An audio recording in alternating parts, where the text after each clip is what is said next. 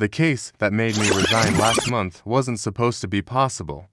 I've treaded codes that shouldn't have ended in pulses, and I've wrapped hands still warm from a life that left anyway, but nothing prepared me for the night that convinced me no longer understood where the body ends and the person begins. This one still haunts me. I was a critical care nurse at St. Augustine Medical Center, a level 1 trauma teaching hospital on the west side of Portland, Oregon. 42 ICU beds split between medical, neuro, and surgical. For negative pressure rooms, to glassed-in isolation suites. Vents stacked like silver lungs along the walls. A whiteboard that never, not for a single hour, had every bed labeled closed. Nights were mine, 11 years of them. If you've never lived the hour between 2 and 3 a.m. with an arterial line whispering pressure in your ear, you don't know the kind of quiet that can feel louder than alarms. We kept the unit humming on caffeine, protocol, and the small stubborn belief that if we watched closely enough, we could keep the worst from happening while the city slept. January 22nd into the 23rd. I took over bed 12 at 1854 because nothing in the ICU ever lands exactly on the hour.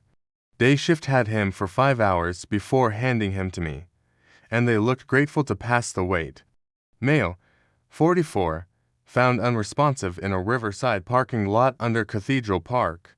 A jogger thought he was a bundle of tarps until she saw the boots. Hypothermic, core 30.7 degrees Celsius on admission. In the ed, he bratted into the 30s, PAD, took 3 rounds of epi and compressions, and came back at 1911, 7.5 tube, 22 at the teeth. ACAVC, 16 breaths per minute, 480 milliliters, PEEP 8, 540. Targeted temperature management ordered for 24 hours at 33 degrees. Propofol 40 micrograms per kilo per minute. Fentanyl 75 micrograms an hour. Cisatracurium 2 micrograms per kilo per minute to keep the shiver monster from stealing our cooling. No repi starting at 0.06 to keep his map honest. They called him John Doe because the wallet pocket was empty and someone had taken scissors to every clothing label like they were allergic to names. The room smelled like warm saline and chlorhexidine. The door side shut in that small way only IQ doors do.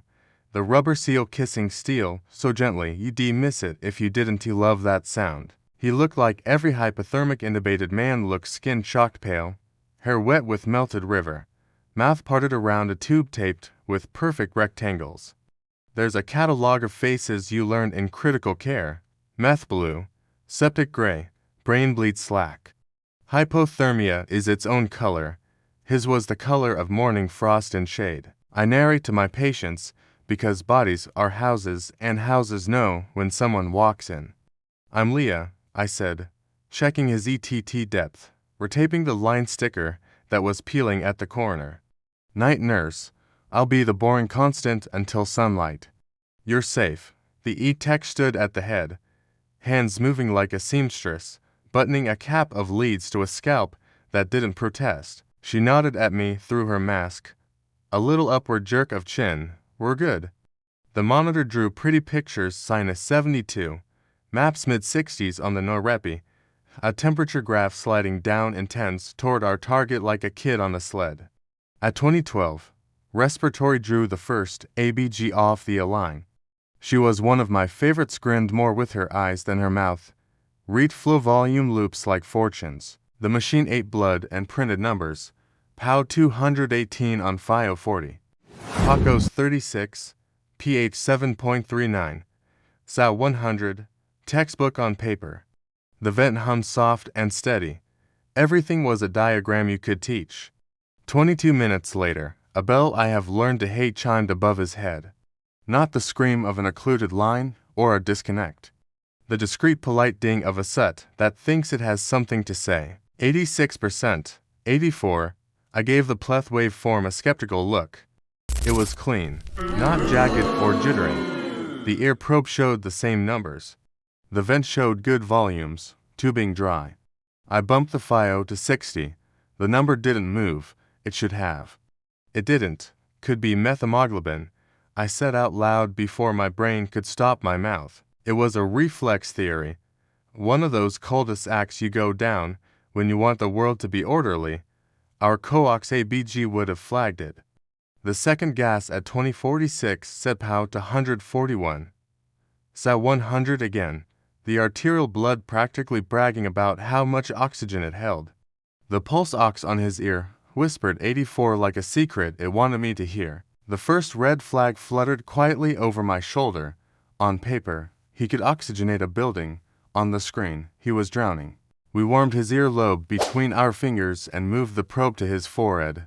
85. Then 84. We changed the module. We changed the cable. We moved to a toe, to a finger, to the other ear. The number followed as if loyal to itself. Respiratory listened at both bases and said, "He's clear," in the voice of someone who has listened to more lungs than sermons. The E-Tech peeled tape and tucked wires and murmured, "Stable burst suppression, the phrase you want when a drug-cooled brain should be quiet." I pressed my glove to his sternum and felt a chest that rose and fell exactly as the vent asked. I wrote in the flow sheet, "Spoke persistently low despite normal ABG. Monitor changed X3. Watch." At 21:19, I leaned in to do what you do for pupils, shine, and measure, and saw something I almost blamed on my shadow. His pupils were 3 millimeters. I had the pen light in my hand, but hadn't turned it on yet. As I moved closer, his pupils tightened, not much, a 1/4 millimeter maybe, but they noticed me. I clicked the light and they obeyed like drugged ones do. Slowly, but they obeyed. I leaned away, they dilated. I leaned back, they followed. Cisatracurium doesn't paralyze pupils, that's true. But cold and propofol should sedate a cortex into unawareness. Pupils don't track the absence of light when the rest of the brain is winner. The second red flag made itself comfortable and crossed its legs. "Check your light," the intensivist asked when I called her from the doorway. She wasn't unkind. You can't be in this job and last. She walked in, did her own test, said, "Huh," in a vowel that covered 3 opinions at once, and added, "We'll watch. Protocol is the religion and the liturgy is 1 word long." A police detective with a coat that still smelled like rain brought a woman to the glass at 22:03 and let her stand there. She pressed her fingers to the window like she didn't trust her hand not to mistake the glass for him. "He answers to Daniel," she said when I stepped out. "Not Dan. Never Dan." She held a photograph of a younger man laughing through a sunburn, the black square where a clothing label should have been a neat absence on his polo. "He cuts tags off everything," she added. "Says he hates being told who made what touches him." She tried to smile, because that was a joke once and found out jokes don't always age well under ICU lights. I told her the truth I am allowed to tell. He was stable for now. We were cooling his brain to give it the best chance. There would be hours of waiting where nothing and everything might happen. "Can I talk to him?" she asked. "From here," I said. "Yes." She leaned close to the seam where glass meets wall and spoke more with breath than sound. "Hey, big brother. It's me. If you're in there, don't roll your eyes at me. I know you can hear me when I'm annoying. I brought you the stupid hat you like." She held up a beanie with the tag ripped clean. I don't know why that detail landed the way it did, but some details carry their own weather. By midnight, the unit settled into the hum I only ever called peace in retrospect. Bed 6 had a resident dictating a consult so fast the words tripped. Bed had a family arguing with a chaplain about the difference between machines and mercy. The charge nurse paced, with her pencil stuck behind her ear like a cigarette. I took my small quiet where I could. In bed 12 the heater console chirped when the catheter temp hit 33 exactly, and the cooling pad sighed as if pleased to be right. At 0:13, the EEG line climbed out of burst suppression like frost melting off a wire. Not noise, not artifact, not the pop and go of a lead wiggle. A gradual, cautious organization toward wakefulness. BIS, which the anesthesiologist will tell you is a guidance and not a gospel, crept to 98 and perched there like a bird that isn't sure if the branch will hold. The propofol pump kept dripping green, unfussed, and the cisatracurium pump did its slow, relentless winner. I called the intensivist again, this time with less apology. He looks awake, I said, and I hated how unscientific it sounded. She came. She watched. She said, "We don't trust bis under paralytic and cold," which is both true and a way to keep the floor under your feet. We traced the propofol line from bag to pump to port, the milky tube a patient snake. We did the same to the paralytic. No occlusions, no dampness, no lie. He started triggering the vent. The trigger was set sensitive at 2 liters per minute. The machine showed little notches where a patient effort rides ahead of the ventilator's delivered breath. You can talk yourself into anything at 1 a.m. if you want to, but there's a difference between believing a thing and feeling a thing.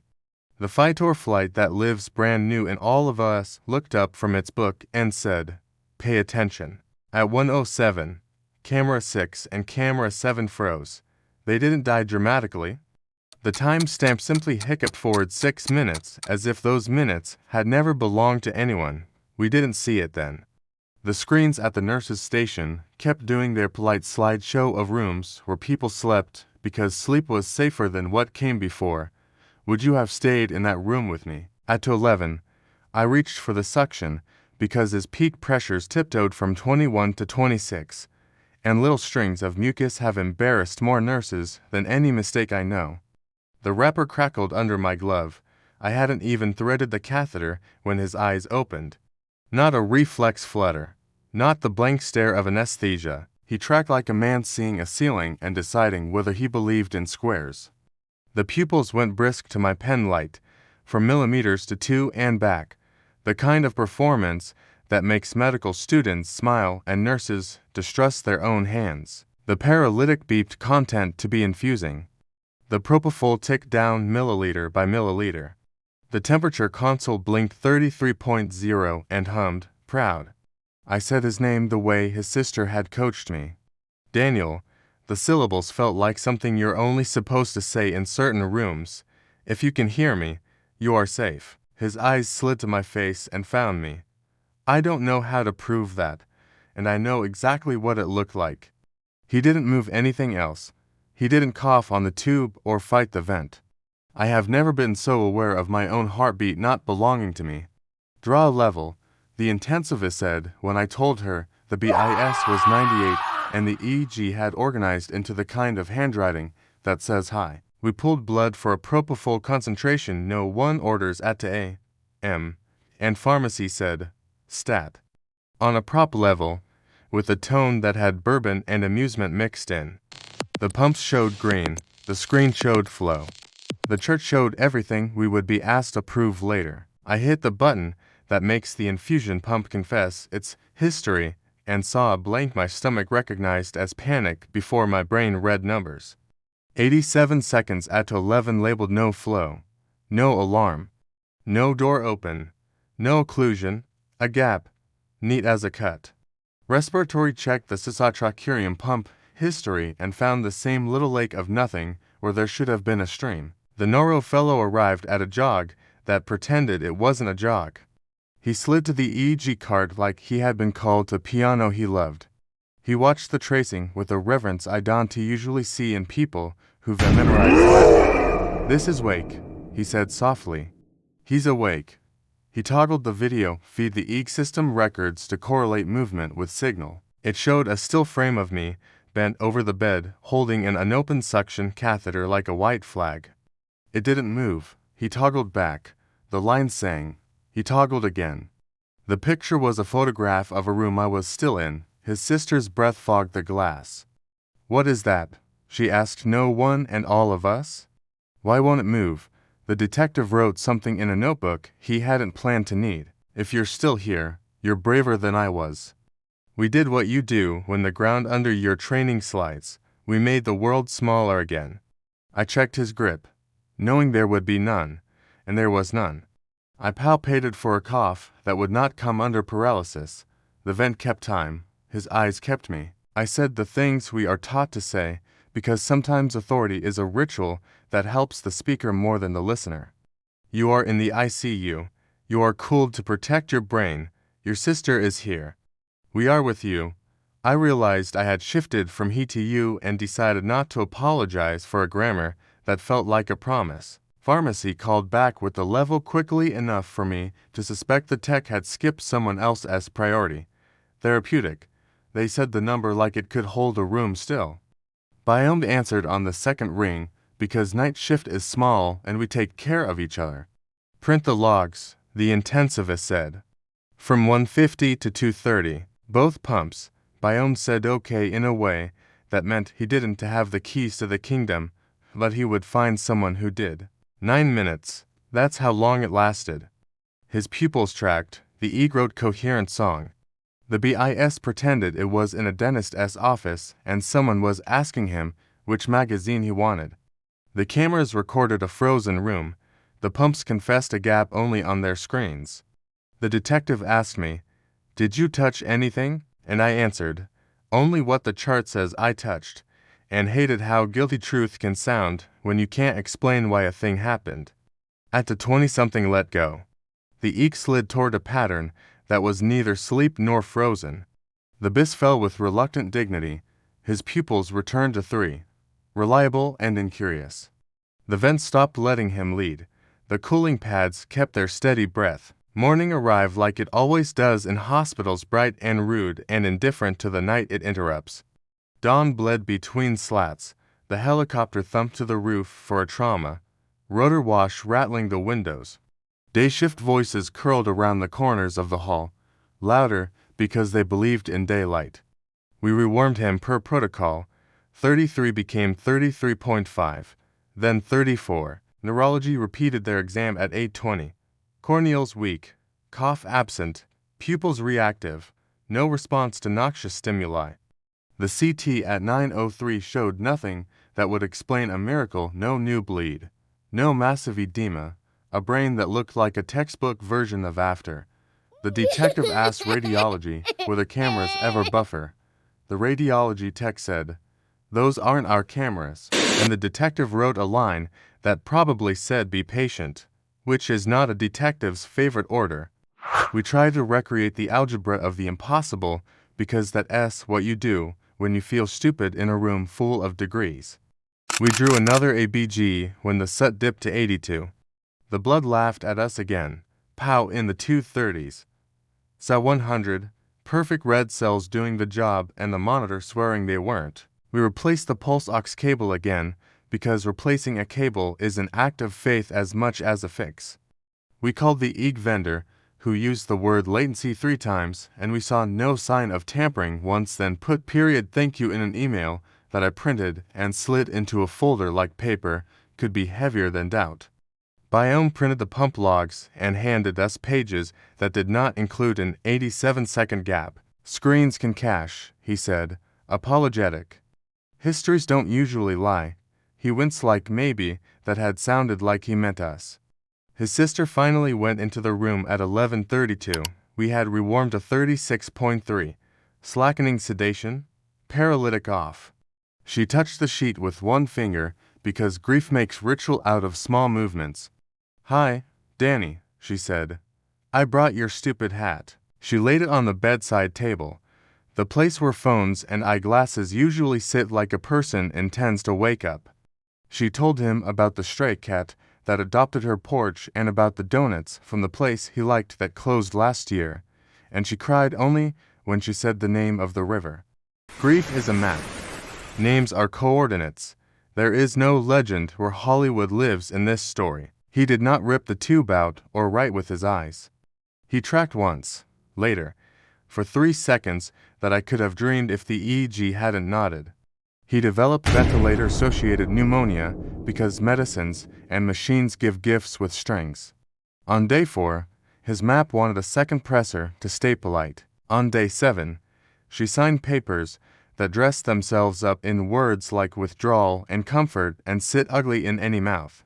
He died with a respiratory therapist whispering vent settings like a prayer she didn't need anymore, and me holding a hand so cool it took my breath away. Official cause: anoxic brain injury with respiratory failure. Official time: official signature. There is a box for everything except the 9 minutes that won't leave me alone. I did what people do when they think understanding is a door you can kick open if you hit it hard enough. I went looking. The ethics committee met because that's what risk management calls it, when they need to talk about liability without sounding like they were talking about money. The chair asked, "Did anyone alter infusion parameters without documenting?" And I could feel the weight of everyone's training settle over my shoulders like armor and shame. "No," I said. "Pharmacy brought printouts. Biome brought more printouts. We printed so much that the printer jammed, and a resident who had never unjammed a printer looked at me like I was performing magic when I lifted a green tab and freed the wrinkled page. The ink vendor rolled in a cart with cables and confidence and said, "We believe the freeze was a network hiccup impacting the feed, not the data," and I wanted to ask what data is if not the way we watch each other exist. The intensivist and I fought once, softly, in the hall. We weren't angry with each other, we were angry at a clock. "You know BIS isn't reliable under paralytic," she said. "You know perception in these situations is." She didn't finish. "We both saw his pupils," I said, and her jaw moved like she was trying out different ways to say yes.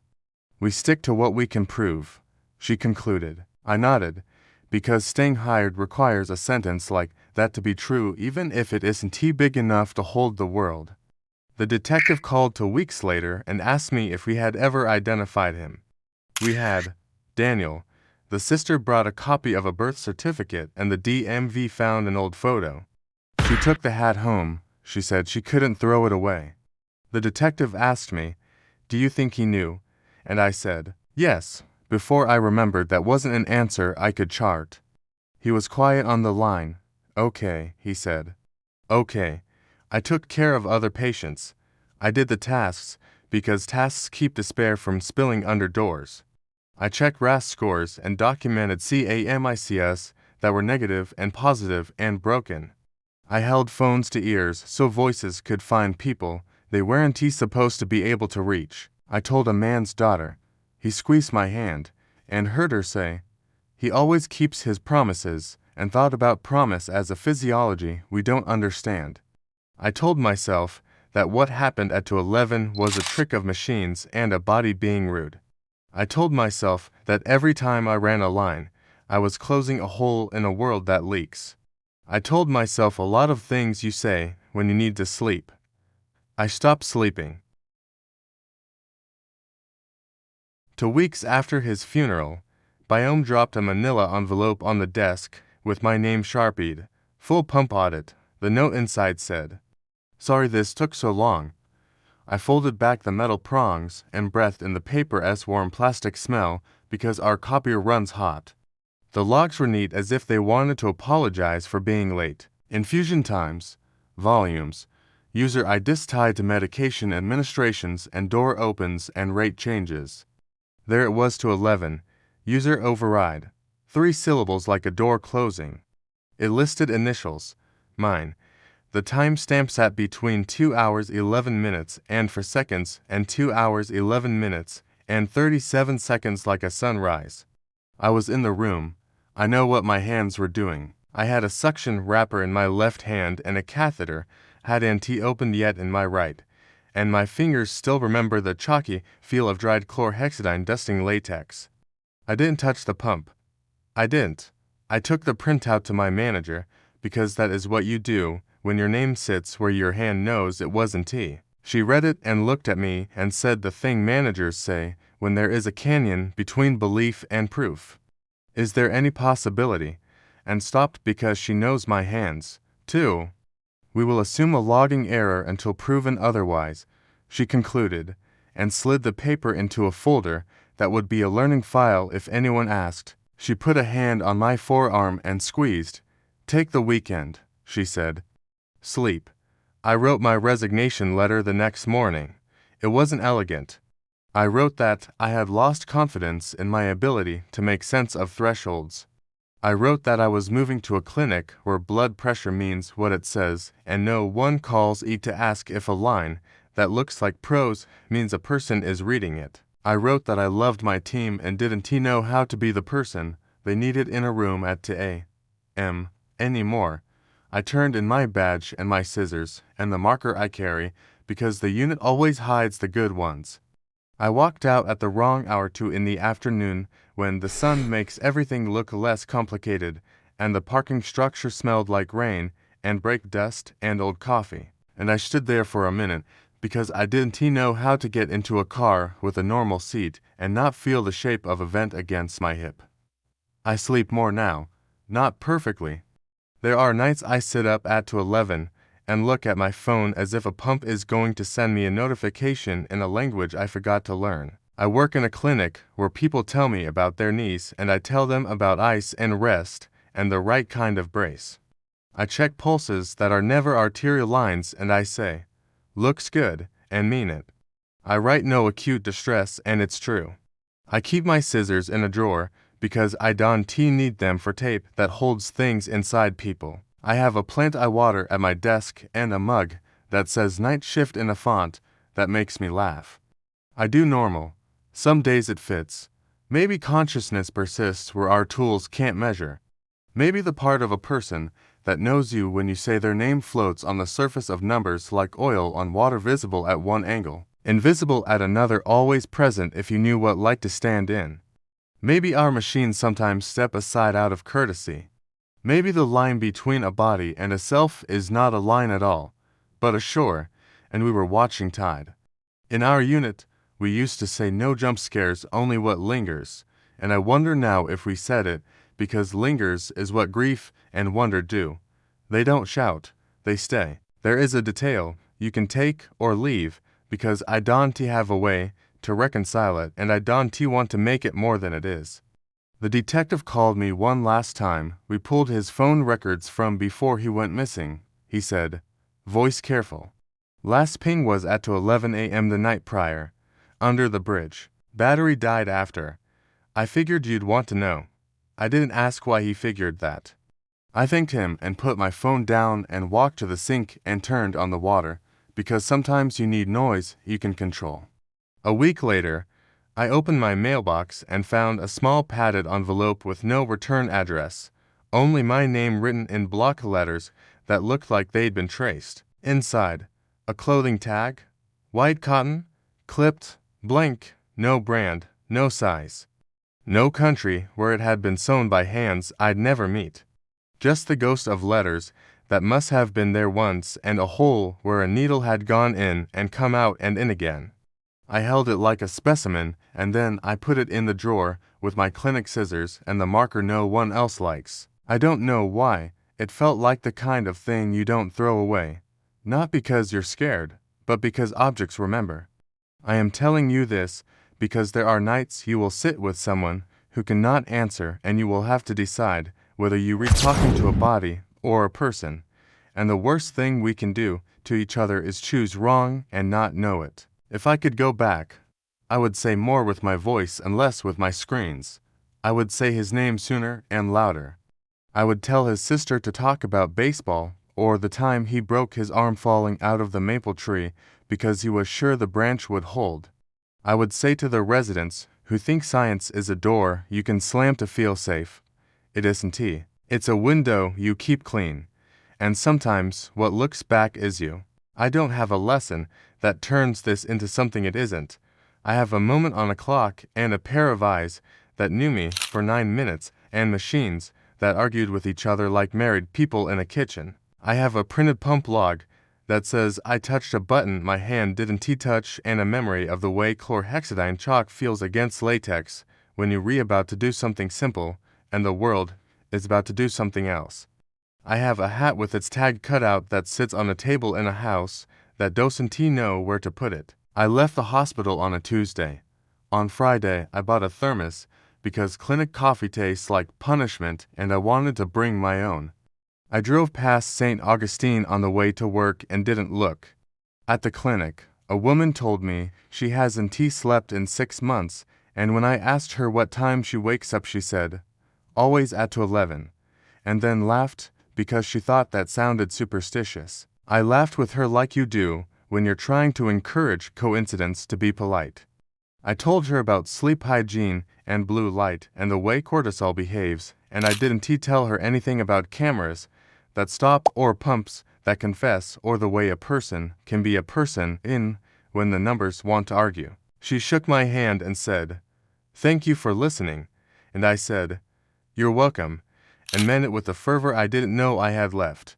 On my last day in the unit, they let me clean out my locker alone because we are generous with each other when it matters. I found in the bottom a laminated pocket card with vent settings from a mandatory training 5 years ago, corners chewed by time, and a post-it I had written to myself, "Assume they hear you." I stuck the note to the inside of the locker door and closed it and walked away without checking whether it held. Later, much later, I wished I had pressed the adhesive down harder with the heel of my hand. You can call this a story about a glitch if it helps you sleep.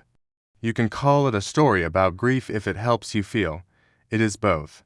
It is also a story about a woman who had a job and kept it until she couldn't, and a man who had a name and kept it quietly even when we called him by something else for a while, and a sister who brought a hat with a tag cut out because some rituals are true even when the person they were meant for can't lift a hand to put them on.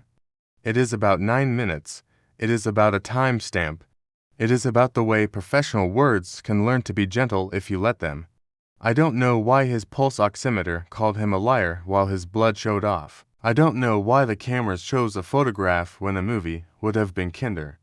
I don't know why my initials live on a line I didn't write.